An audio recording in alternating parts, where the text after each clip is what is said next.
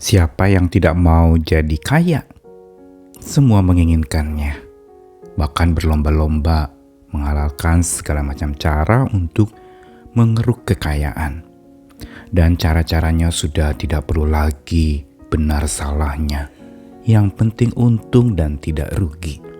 Yang penting jadi kaya dan tidak miskin. Namun apakah salah ingin menjadi kaya? Tentunya dalam ukuran tertentu sah-sah saja orang ingin kaya.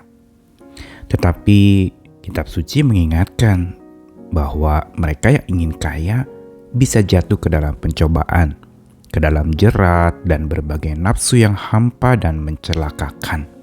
Dan bahkan karena ingin kaya jadi menenggelamkan manusia ke dalam keruntuhan dan kebinasaan. Ada pengingatan di situ. Ada peringatan buat setiap orang yang mengincar kekayaan. Apalagi mengincarnya dan meraihnya dengan cara yang tidak benar, dengan cara yang justru melanggar apa yang Tuhan inginkan untuk kita lakukan. Namun, kalau memang demikian, apakah memang kitab suci itu tidak bicara tentang sebuah kekayaan yang benar? Memang kekayaan jasmani atau harta benda itu penuh godaan, jerat, dan berbagai nafsu yang hampa. Tetapi sesungguhnya ada kekayaan yang paling berharga, lebih berharga daripada kekayaan materi. Apa itu kaya yang paling berharga? Saya Nikolas Kurniawan kembali menemani di dalam Sabda Tuhan hari ini. Diambil dari dua bagian kitab suci Perjanjian Lama. Yang pertama adalah dari Amsal 15 ayat 16 sampai 17.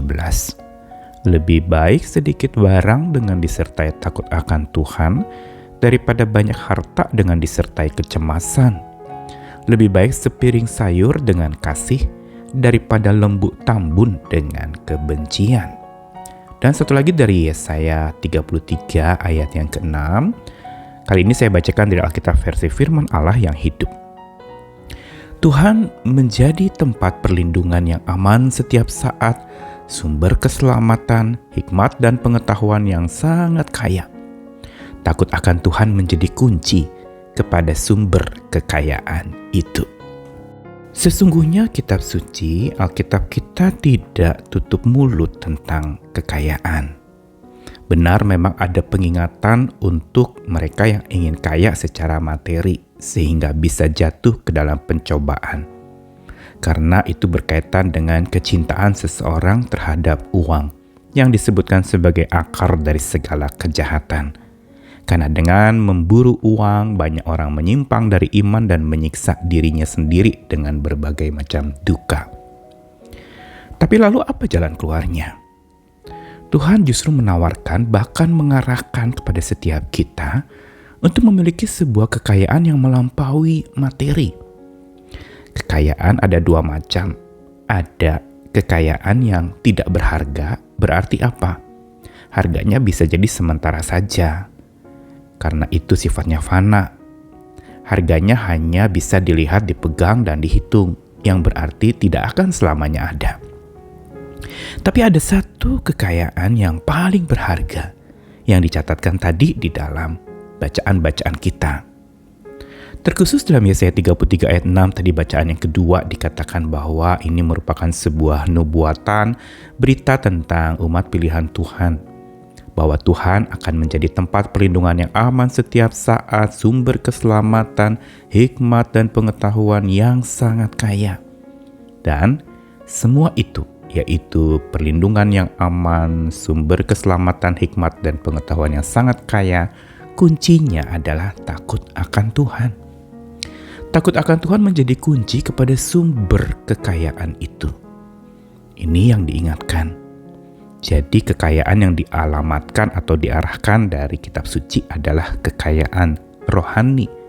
Kekayaan yang tidak bisa dipegang, yang tidak bisa terhitung, yang tidak bisa habis, yaitu kekayaan yang berasal dari takut akan Tuhan. Dan ini ditegaskan lagi dari kitab Amsal yang mengatakan lebih baik sedikit barang dengan disertai takut akan Tuhan daripada banyak harta dengan kecemasan. Lebih baik sepiring sayur dengan kasih daripada lembu tambun dengan kebencian. Ayat Amsal itu, kalimat bijak itu mau ingatkan lagi bahwa kekayaan materi yang serba terbatas itu perlu ada dan disertai dengan takut akan Tuhan. Sehingga hati-hati kalau kita mengejar banyak harta atau kita menginginkan sebuah kekayaan yang bisa justru membawa kita kepada kecemasan. Atau kita ingin meraih segalanya lebih banyak seperti lembu tambun itu, tapi dengan cara kebencian. Disinilah sebenarnya letaknya hikmat untuk kita pegang di dalam bagaimana takut akan Tuhan itu terlaksana. Sabda Tuhan hari ini mau ingatkan bahwa memang kekayaan sejati, kekayaan yang benar dan paling berharga itu adalah takut akan Tuhan. Itulah kunci kepada sumber dari kekayaan kita. Dan kalau kita sudah ketemu sumbernya, tentu saja kita tidak pernah akan kehabisan kekayaan itu. Karena takut akan Tuhan. Bayangkan kalau kita punya banyak harta tapi kita tidak takut akan Tuhan, kita bisa berbuat seenaknya dan sekenanya dengan harta itu, ya jelas saja itu akan segera raib. Itu akan lenyap tanpa bekas dan tanpa makna.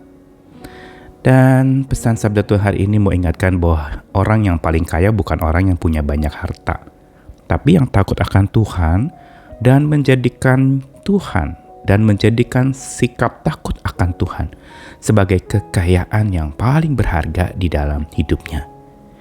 Ingatkah Raja Salomo ketika ditawarkan mau kekayaan atau tahta atau kerajaan, dia menolak itu semua dan dia minta hikmat dari Tuhan.